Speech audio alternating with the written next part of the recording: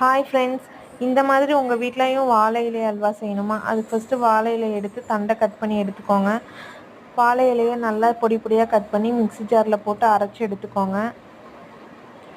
அரைச்சி எடுத்து அந்த எக்ஸ்ட்ராக்டை மட்டும் வச்சுக்கோங்க. வடிகட்டினது வேண்டாம் நமக்கு. இந்த மாதிரி வடிகட்டி எடுத்து தண்ணியை எடுத்து வடைச்சட்டியில் ஊற்றிக்கோங்க. ஊற்றி நல்லா கொதிக்க வைங்க.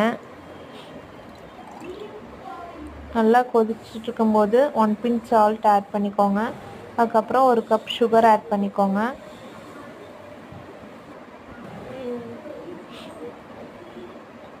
மூணு ஏலக்காய் தட்டி போட்டு எடுத்துக்கோங்க.